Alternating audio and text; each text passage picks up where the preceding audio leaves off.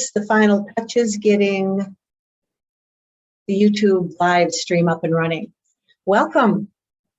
I am really happy that we're able to get together again. I do enjoy these times where we can explore crystal healing. And I want to thank everybody who has submitted questions. That really helps me by doing it ahead of time. I get a chance to make sure I have gemstones and crystals that can help support the information that I'm giving you. And of course, I also welcome any questions that may come up during this next hour. Go ahead and put those into the chat, and I will get to those as well. For those of you who are not familiar with me, my name is Maryjo.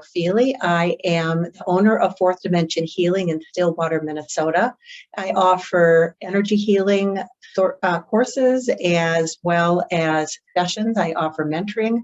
I have a gemstone and crystal shop, both in person and also online. And the links will be below this video once it is posted publicly to YouTube. I am also the owner of and the director of the Center for Crystal and Healing Studies, which is my online school.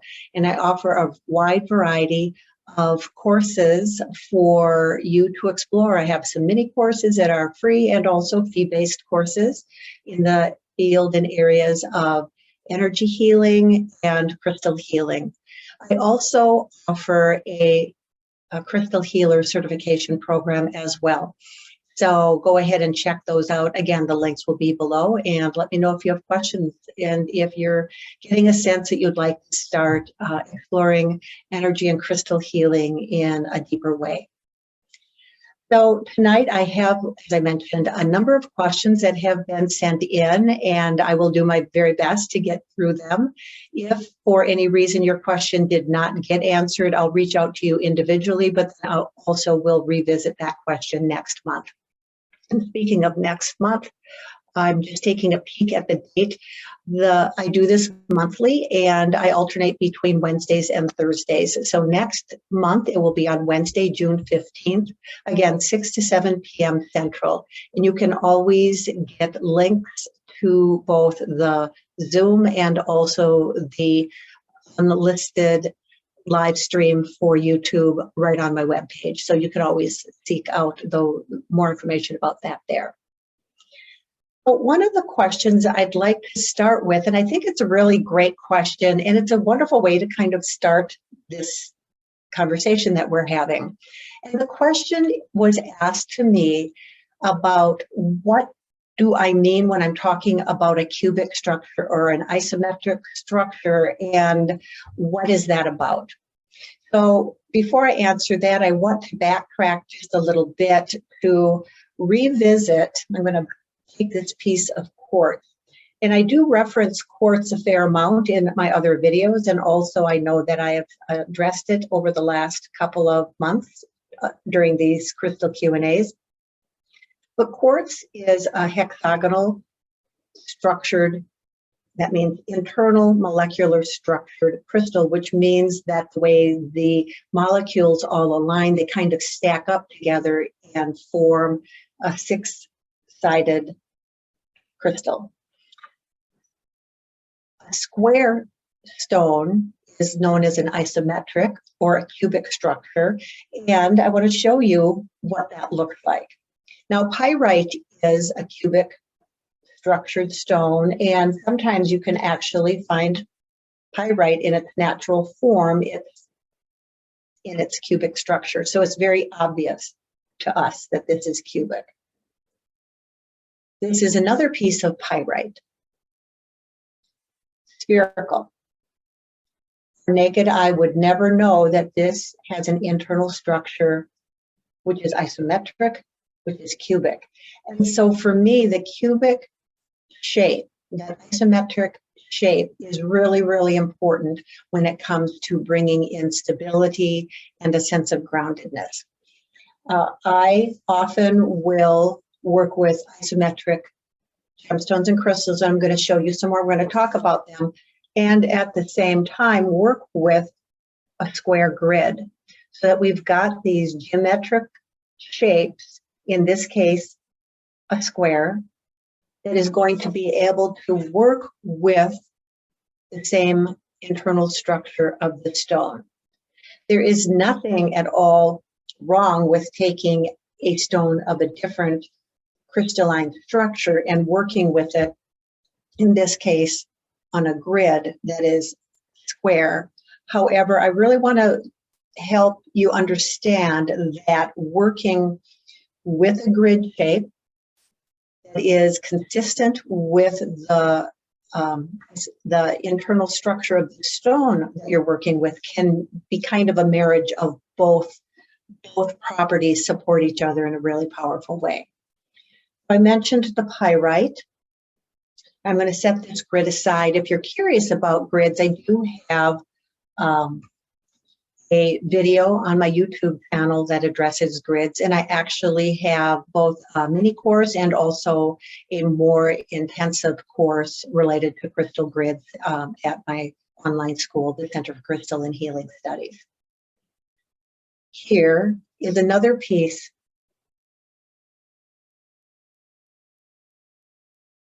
of pyrite. Now, pyrite is a stone that is very anchoring. It's an earth stone. So when we're working with a grid that's very anchoring, you can see that pyrite can be quite helpful when we have a stone that is kind of that earth energy coming on down. I see someone has just popped into the waiting room. I'll go ahead and admit that person. Thank you. Here's another example of the pyrite. You're able to see some of the cubic structure. And so working with an earth stone and a square grid can be very anchoring and helpful. And also there are other stones that we can work with that have this kind of structure that's anchoring, yet it's not at all related to the earth element. And in particular, I'm thinking about fluorite. So fluorite, and I love this one. This is an example of how it comes right up out of the earth. You can very easily see its cubic structure. Fluorite is a stone that resonates with the wind element. So when we're thinking wind, we're thinking up in these upper parts of our body and our energy field. And so a piece of pyrite, when we're working with it, can be very helpful in clearing out our mind, clearing out our clutter, helping things to calm down. And the beauty of working with a wind element stone in this isometric structure is that it helps anchor those properties in a way that perhaps another stone that resonates with wind might have a different, because its internal crystalline structure would be shaped differently, that it would affect our energy field slightly differently. Here's another example of a natural form that fluorite takes. Now you'll notice that these two examples of fluorite have various colors that resonate with different parts of our energy field. And so that can be really helpful to keep in mind that as we're working with stones and crystals, are we aligning that with various chakras? And if so, we can bring in some of the colors. Are we talking about a particular shift that we want to make in our mind and maybe bring in some clarity, and we really want to anchor that really well? I would say working with fluorite can be really helpful. Here is a piece of fluorite that has been tumbled. So it looks spherical, and that energy comes off this way, yet it still has that isometric structure. Now there is another stone mineral that is cubic. I want to have you look at this. And at first glance, it may look like a piece of quartz. I want to show you a piece of quartz here as an example. It's a little hard to see, I know, sorry. And actually I have a small piece of rose quartz here. It's just really tricky in the lighting.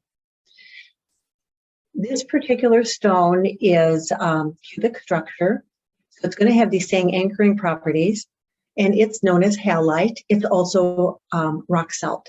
So this is a piece of Himalayan salt, which is, again, definitely something that we can work with, not whether it's grading it into our food or working with it as an energetic piece. I want to point out, know your stones when it comes to what you've got, because if you think this is a piece of quartz and it's not, it's probably going to disintegrate if you try and wash it up and clean it up a little bit. So that's an example of stones that have an isometric property and how those properties can intentionally be brought into the healing work that we're asking for some support with. So thank you for that question. So now I have another question. I am wondering about the possible healing properties of stones found in nature. I have been doing some landscaping in my yard and dug up a large white rock that looks like quartz. Is this stone able to be used for healing like other quartz gemstones? I think that's a fabulous question, because sometimes we can think we have to have a really shiny, clear piece of quartz or any kind of a stone in order for it to have healing properties. And actually what it is it's the minerals within the stone that are helping us through the healing work. So I also happen to have a piece of white quartz. You just saw it when I was comparing the quartz with the halite or the Himalayan salt.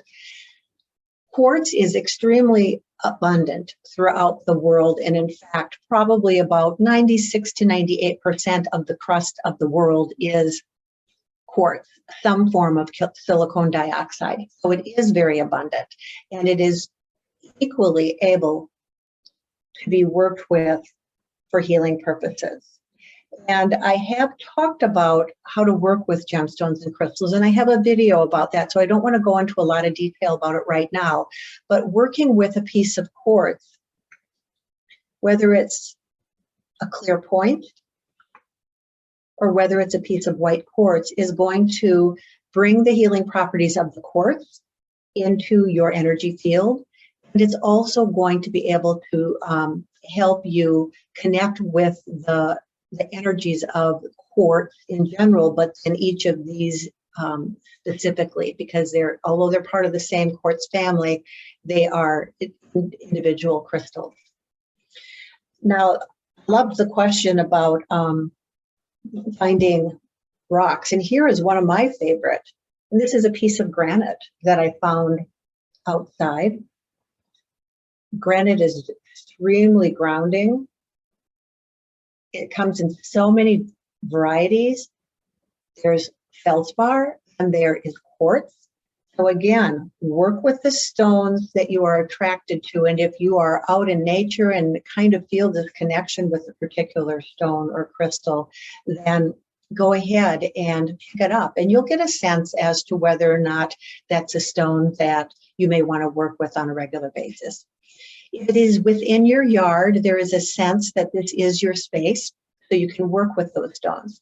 If you are in a public area where it is generally understood that what is in that area stays in the area, could be a state park, national park, a local regional park, then you want to be real mindful about what you pick up and take with you compared to what you pick up with and work with while you're there, and then being very respectful and setting that back down again and leaving it in its space. So that's something that I would like to bring to your awareness.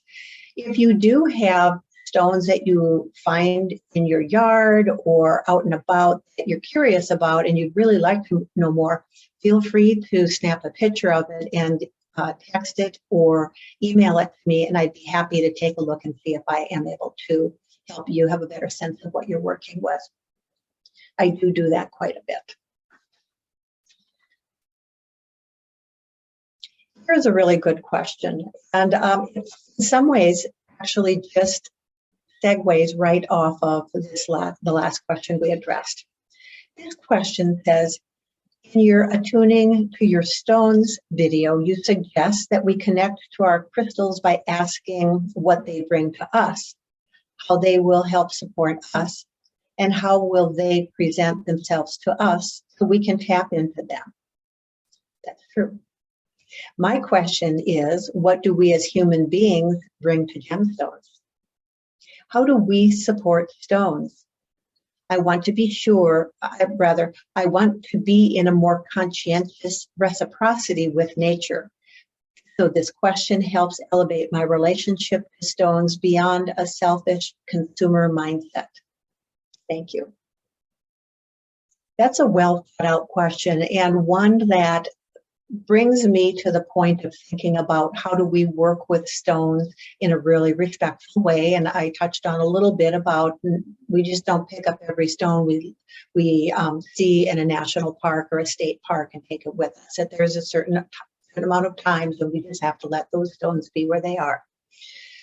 I believe, and this is my sense, having worked with stones for quite some time, that as we're working with stones, as we're intentionally settling in, connecting with the energies, the frequencies, and the resonance that they bring into our energy field to help us shift, whether it's at a physical, an emotional, a mental, or a spiritual level, what actually is happening is that we are actively experiencing more of a connection with the unified whole.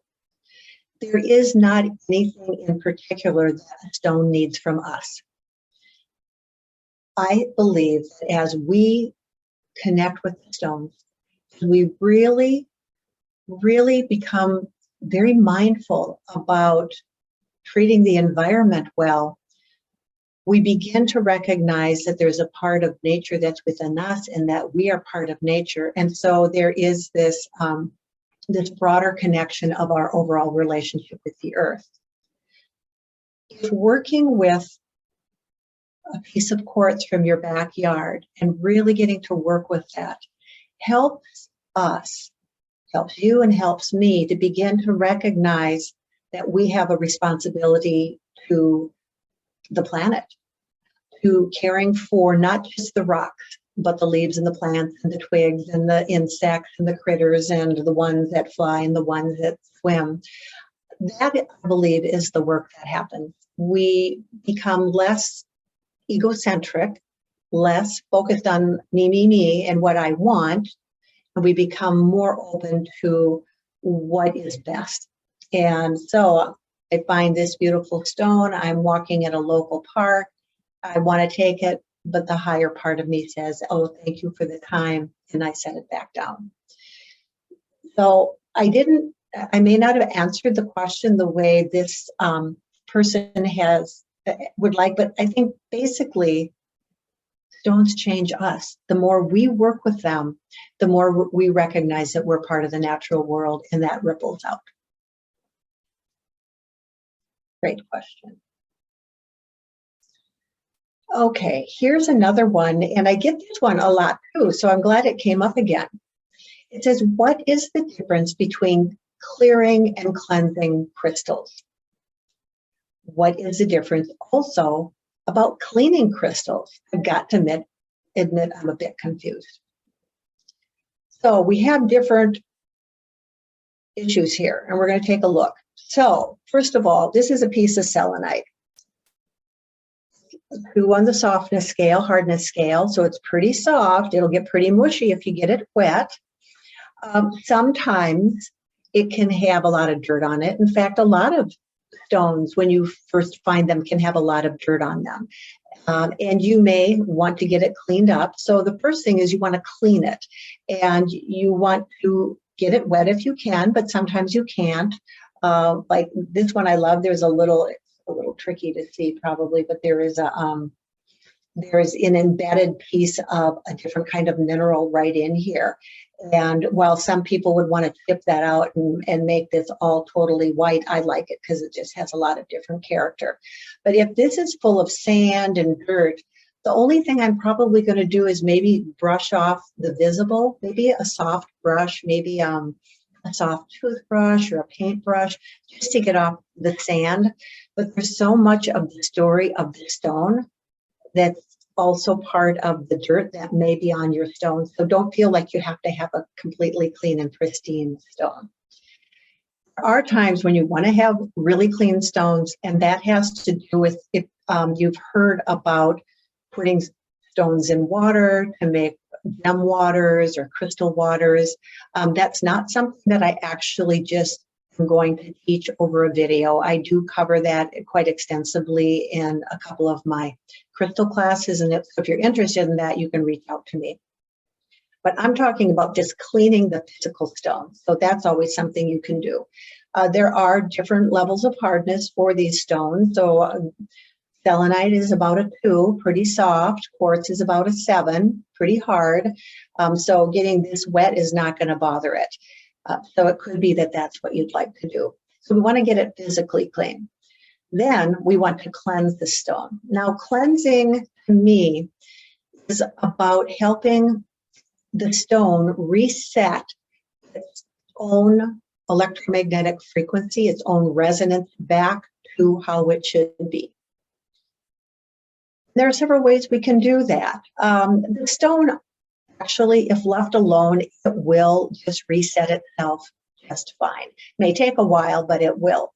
Again, we want to make sure we are not projecting onto the stone issues and problems that the stone has, that in reality, it's simply us thinking that there's a problem with the stone and that we've got to fix it.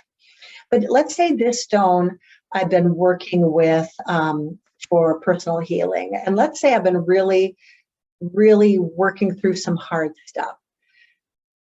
I may want to help that stone just kind of totally reset. Lots of ways to do it. One of the easiest ways, and I'm going to show you, you may not be able to see quite so readily, but I'm going to show you anyway. Very simple to use smoke. It could be that you have some dried herbs from your garden that you would like to kind of roll tight in a little bundle and then create a smoke with that. And you won't necessarily be able to see the smoke very well, but I want to show you how you can clear. Now, the smoke represents wind.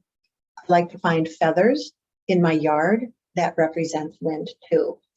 And so, first of all, I can certainly pass the stone I'm working with through the cloud, the smoke.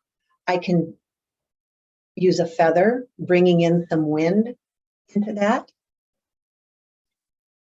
Be mindful of the kind of product you're using. There are some products that are intended for sacramental use in certain cultures that may not be the culture that fits for us. So let's just not assume that we can just use everything.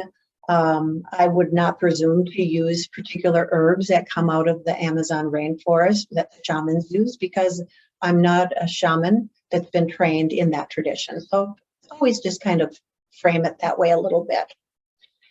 Another way that you can work with stones for cleansing them, I have a couple of little dishes here prepared. This is rice. And this is actually more Himalayan salt. The salt can be corrosive to some stones. Now, I don't have any opals here, but opals are very, very soft. I would not put opals in with the salt. I do know that the quartz is not going to be affected by it. So I could nestle it right in there. I could, if I wanted, I could cover it up, and then I could let it sit. So that's one way of doing it. I tend not to work with salt a lot because it can be corrosive to certain stones. I would, even though it's a pretty soft stone, I would probably not put fluoride in there, because fluoride in and of itself is at about a 4 out of 10. Here again is a piece covered up with rice, or it could be, let's see, Let's say all of these have been working really hard. I could just set them like that and set them aside. Bottom line, when it really comes down to it, clearing a stone energetically has a great deal to do with intention. And so how do we bring intention into this process? We can place it within our hands. We can send prayer. If we are trained in any kind of energy healing, whether it's Reiki or healing touch or quantum touch or theta healing, you can certainly send some of that vital life force through your palms, and that can definitely be a wonderful way to reset. Using sound is another way. I talk about this in one of my other videos, that we can use our voice, and it does not need to sound pretty at all. It can be, ah, that done with intention over perhaps a minute or so could really be the way that you prefer to do the clearing. If you have a singing bowl or bells, or here's a set of little chimes.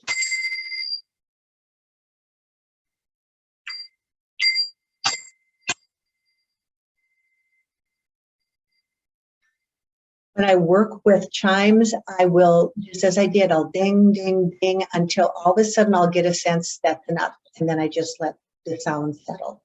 So there are different ways.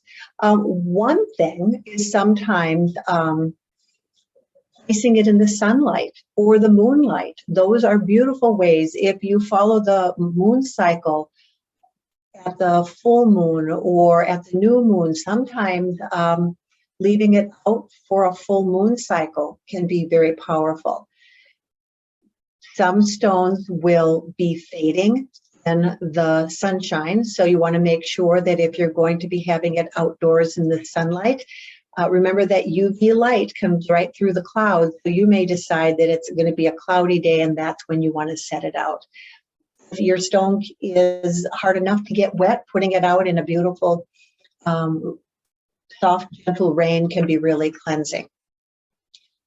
One of my teachers did suggest that if you've ever have a stone where you have really been using it for a phenomenally difficult time and you've moved through that, and this stone has really worked hard, that my teacher suggested that even putting it inside a flower pot with soil and then planting that underground in the garden for the planting season and then pulling it up at the end of the planting season can be a really wonderful way to just let that stone totally rest. I personally have never used that, but that was one of the suggestions my teacher offered. So those are different ways that we can cleanse the stone. As I mentioned, intention is very important. So if you are a kind of person that works with angels or spirit guides, those that are very highly evolved beings, and they're part of your prayer practice and your healing practice, you can invite them in to help bring in that higher energy as well, to be able to help shift and clear.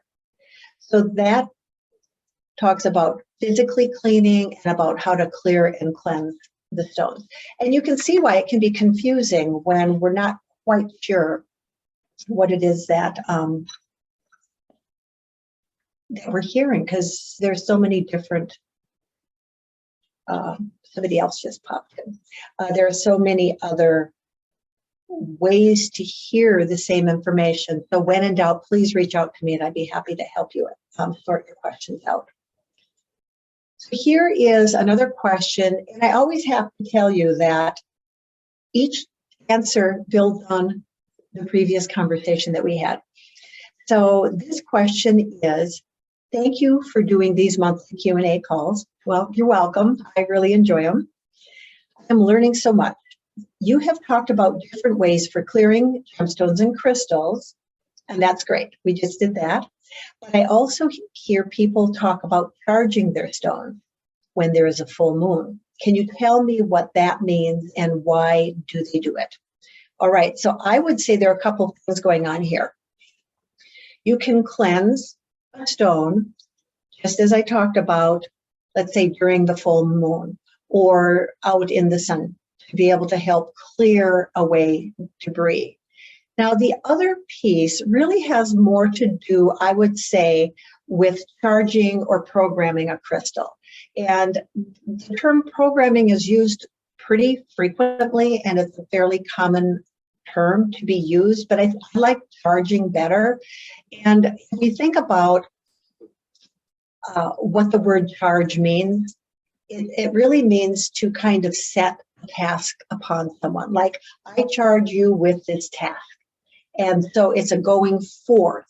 And so when we are talking about charging gemstones and crystals, we actually can be talking about empowering stones to be able to hold an intention for a particular piece of work. So it could be that you're looking for a new job, and you have been, maybe you've created a grid. Maybe you've created a grid using some fluorite, which opens up some kind of open clarity within your mind, and you're anchoring that onto a square grid, and maybe you're bringing in some pyrite to help anchor that even more. And now you want to perhaps work with a stone that can really hold the intention that you have for this new job opportunity. What you're doing is charging the stone. You're setting this program into the stone so that it continues to carry your intention and amplifies it. Because we know, and quartz is a great stone for this, that quartz amplifies energy. So by charging this stone with that intention, it's going to help expand and amplify what your intent is. Now, you can do the same thing by placing it out into full moon. That full moon is this huge fullness of that moon cycle every 28 days. And so that you can also place within that ritual of, I'm taking this stone, I am setting this intention, I am placing it in the moonlight of this full moon to be able to draw in a powerful energy to support me as I move forward. We continue, of course, to do our work. The stone is not in charge to do our work for us. But then this becomes a touch point. This can sit next to you, perhaps on your desk or next to your kitchen sink, somewhere that just reminds you what your intention is and that you revisit it from time to time. Another thing that we can do with programming or charging stones and crystals is to think about the property the stone brings to us. So here is a piece of lepidolite. Lepidolite is a stone that is high in lithium, extremely helpful for calming the nervous system. And so it could be that we're setting an intention that this stone support a calming and a soothing at an emotional level. I used to work a lot with kids, and I always had a piece of lepidolite with me. I had that lepidolite charged with that program of strong calm, so that when the kids I was working with would become dysregulated, they would become agitated, it was really hard for them to settle down. Sometimes all I did was reach into my pocket, gave them the stone, and it was lepidolite actually, and just let them hold that for a little bit as they began to get a little bit more in touch with how they were feeling, knowing that the sensation of holding the stone was part of it, and also the intention that I had placed within that stone, that it be a support to me as I was working with these kids that were working so hard at becoming regulated once again. I hope that answered that question. And again, we have the words clearing, charging, cleansing, cleaning, and they really are sometimes used interchangeably by some people. So I really want to try to be pretty clear with the language that I use for that. Here is a question. It says, I only have small stones. What can I do with them? So often we think that we have to have a large stone. And certainly, here, let's take a look at this. Both pyrite, both have the same frequency, both have the same resonant energy.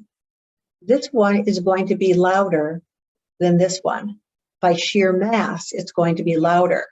But louder is not necessarily better. Otherwise, we'd all be running around screaming all the time. And we know that there are people in our life who can do but a whisper and be highly effective in getting their point across. So I'd like to bring that into the equation when we're thinking about what can we do with small stones. I actually have a few little pieces of black obsidian. Now, obsidian is really more like a mineraloid. It's volcanic glass. And if it had cooled, if it had taken a really long time to cool, it would have formed a crystalline structure. But the reality is, here's another piece. Obsidian cools so darn fast that it doesn't have a chance to form any kind of crystalline structure, so it ends up being glass. However, it's different than the glass in our windshield or the glass in our windows. So when we have small pieces like that, like these here, I find that they're very, very easy to work with by sitting with them, first holding them, and I get to know each of my obsidians. Because even though I have 3 small ones here and they're all the same stone, maybe they came from the same batch, so to speak, they each have a little bit different gift that they bring into my healing work. So sit with each of these, and then these are ideal for slipping in a pocket, slipping in a little pouch, slipping under your pillowcase. Of course, we're not going to sleep well if something is this big under our pillowcase, but we may if it's like this. So this is how you get a chance to explore and experiment. The other thing is when you're making grids. Grids are wonderful ways to work with smaller stones because you can get a number of them on your grid and not take up your entire, let's say your dining room table or the corner of your living room or the entire top of your dresser when you're doing that, okay? So I hope that answered that. Here is another question. I watched your video about K2. Can you talk about it a bit more? So I want to show you K2.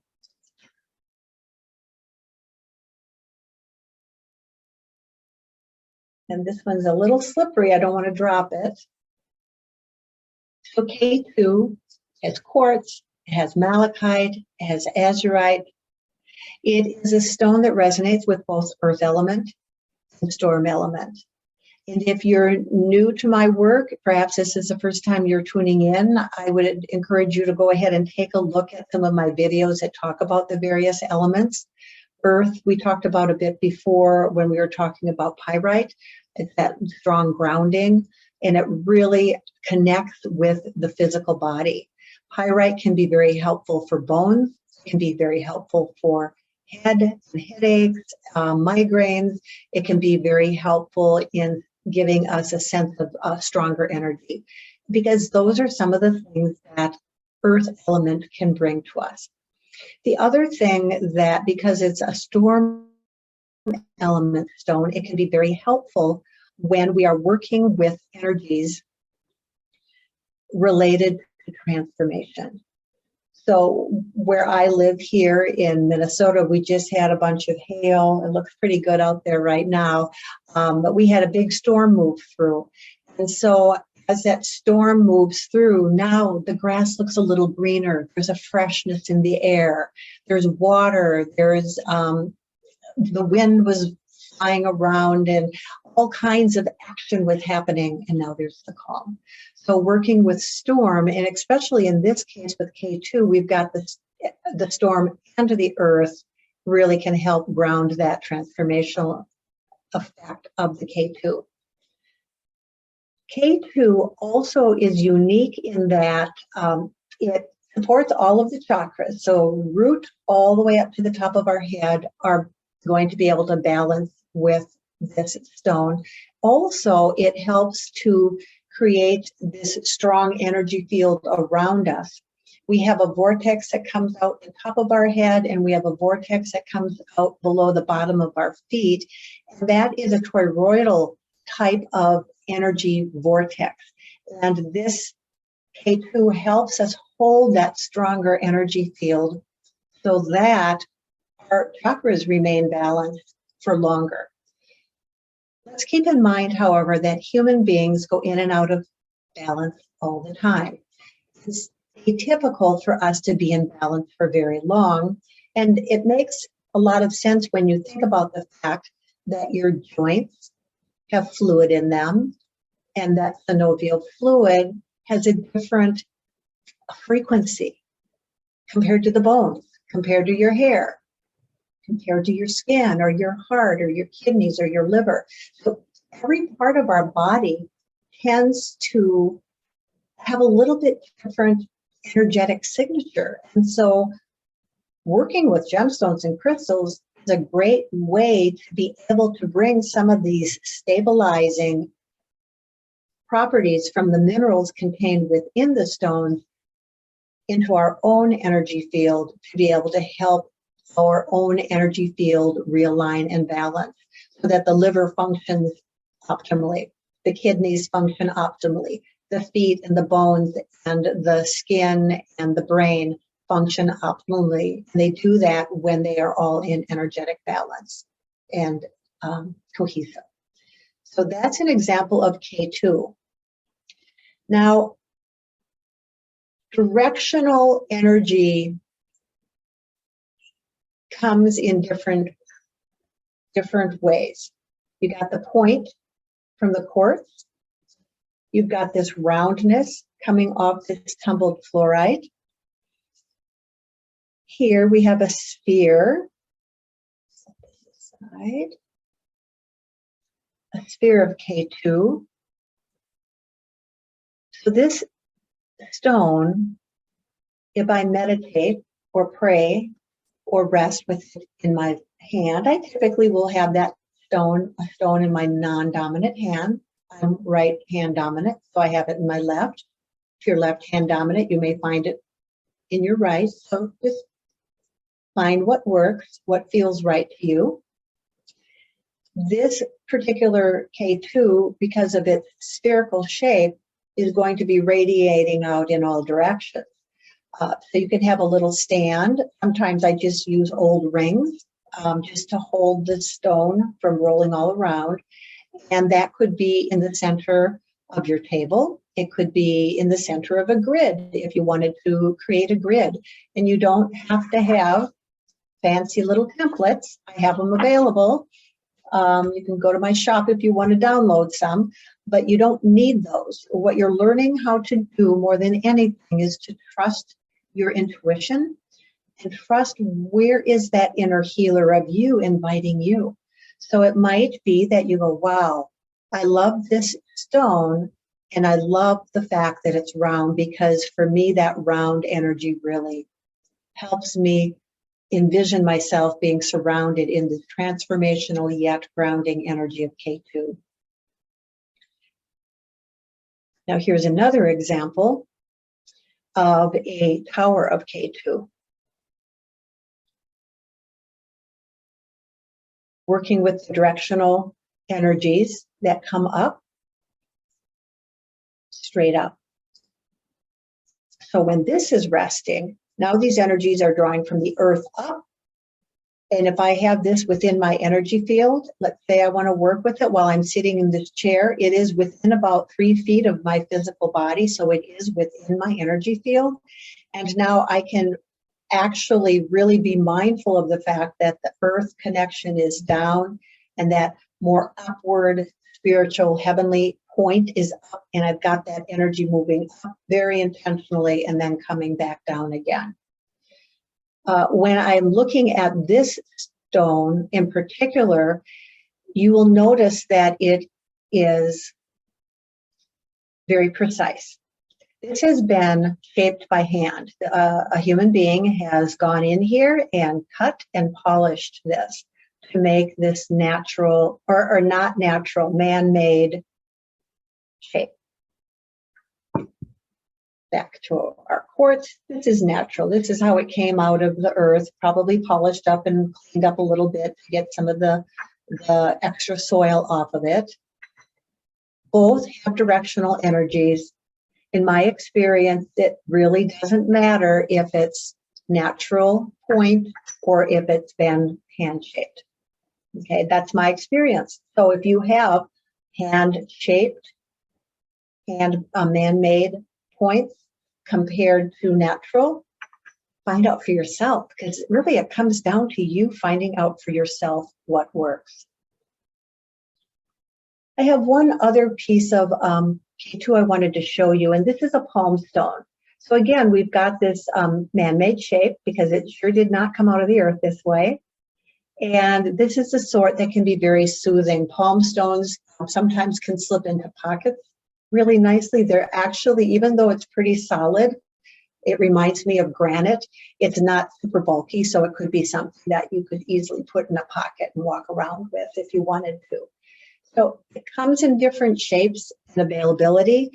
And keep in mind, like even if we look at this piece here, we have to be really grateful for the fact that people are collecting these leftover tailings, for lack of a better word, of some of these rocks that are raised up and set aside and actually piled up while mining for more valuable ores taking place, so that somebody was able to collect this, tumble it up a bit, and send it our way, so we're able to benefit from some of these newer stones. This is K2 has not been on the planet visible to us for that many years. It's one of our more recent emerging stones.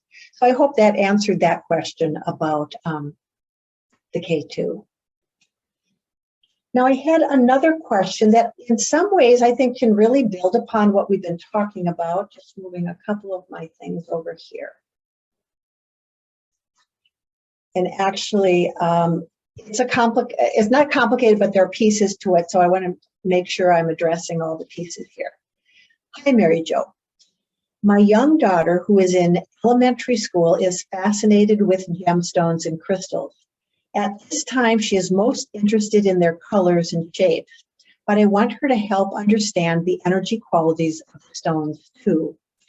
Do you have any recommendations on how to talk with young children about this in a way that they understand?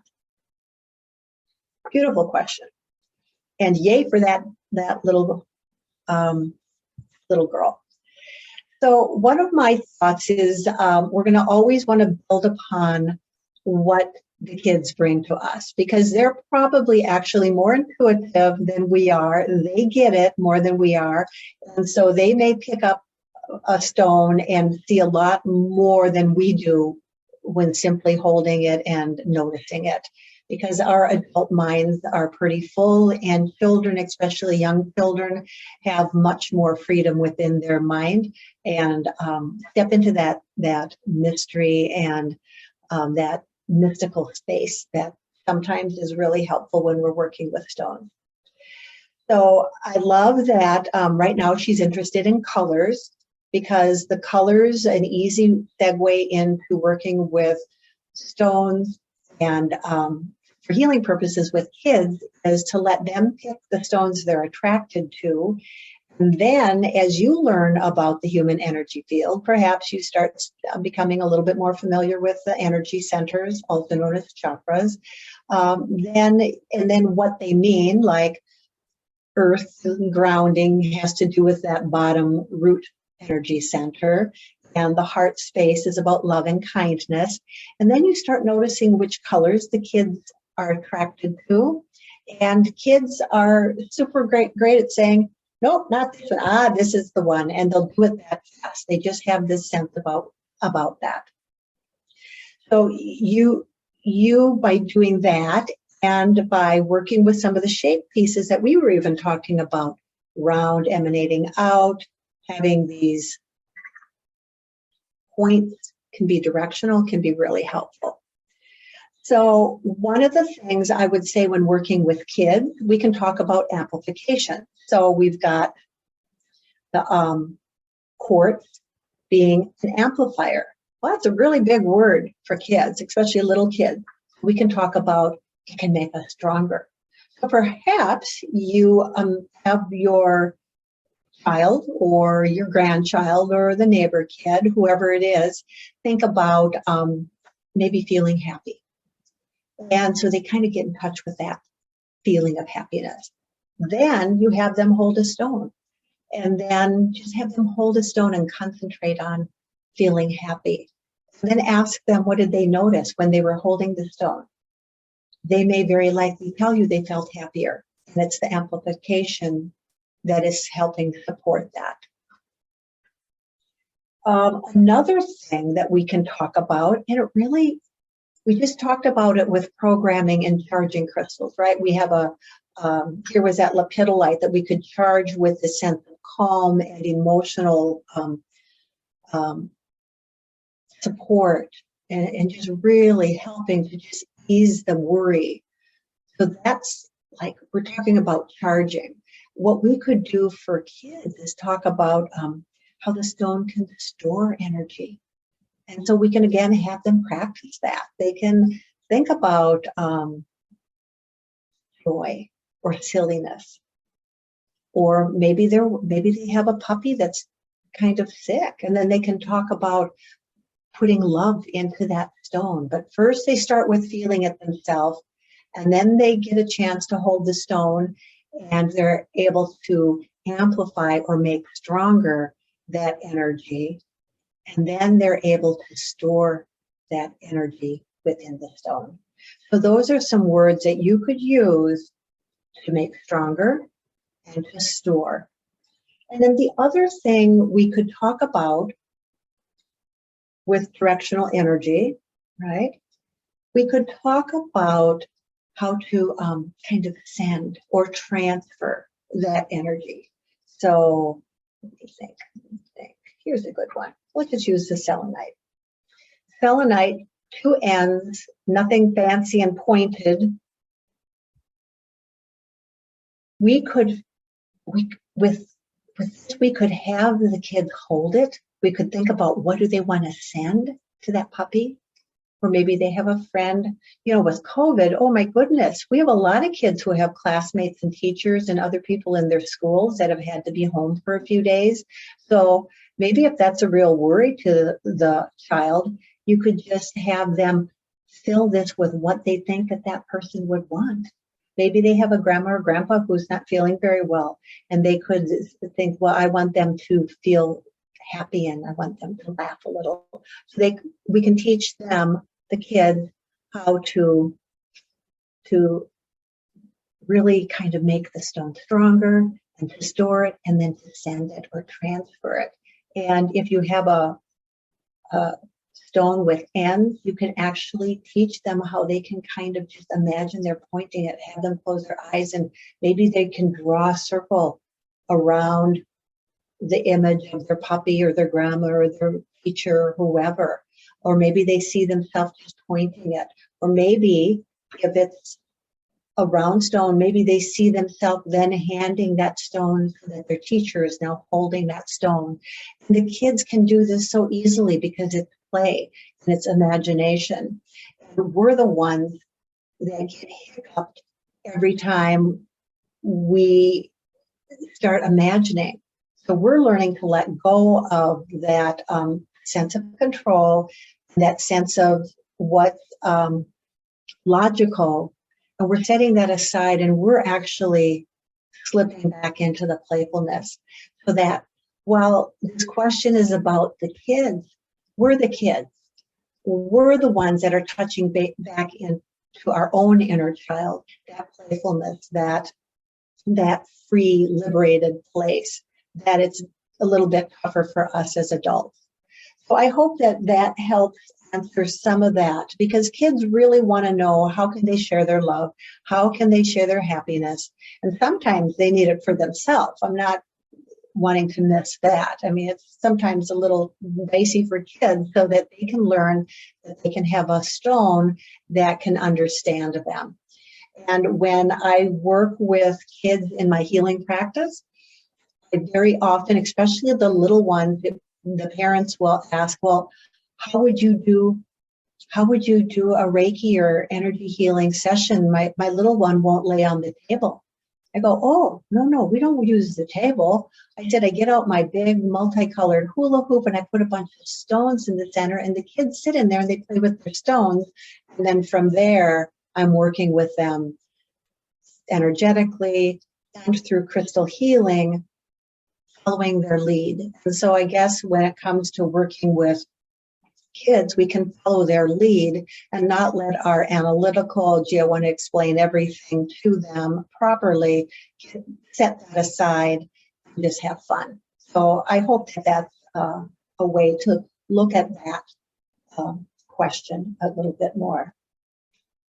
So those are some really fabulous questions. Let me see if there's anything else. I do want to remind everybody again that next month, we'll be doing this on Wednesday, June 15th, 6 p.m. Central Time. And so feel free to reach out if you have any questions that need some clarification from anything that I may have said today. Again, if you haven't visited my online shop, go ahead and do that. And the first thing I like to encourage people to do is take a look at the gemstones and crystals you have at home and look them up on my shop, because that will give you an idea of what energetic properties they have, which energy centers or chakras they work well with, and which elements that they resonate with, because that can then help you learn more effectively how can you work with these gemstones and crystals to support the healing that is arising. I have a collection of stones on my dresser, and I actually have them in set aside quadrants, and then of earth, fire, water, wind, and then another little dish of storm stones. So that when it comes to me knowing or getting a sense of which stones I want to work with, I first start with the element, and that helps me then find and hone down as to which stone I want to work with. And if you've heard me say it before, don't work with too many stones at the same time. It's just gonna overwhelm you, and you're not going to be able to drill down into what is my intention, what is my focal point, how is it that I am calling forth healing, and what is it that I really am needing to have healed and supported. And so less is more, less is always more, okay? So I don't see any other chats coming in through the chat bar. I hope you found this helpful. I always do enjoy having a chance to explore the questions that are arising, and please don't ever hesitate to reach out. You can send me an email, you can give me a call, you can send me a text. I have a chat option right through my webpage, and go ahead, and that's a really super fast way for you, if you're online, to send me a question as well. So I wish you many blessings. I look forward to next month, and it's going to be just this wonderful shift that we're experiencing as we move into this northern hemisphere summertime, and shift into much more active kind of energy out of a very, very long and cold winter. So many blessings. Be well.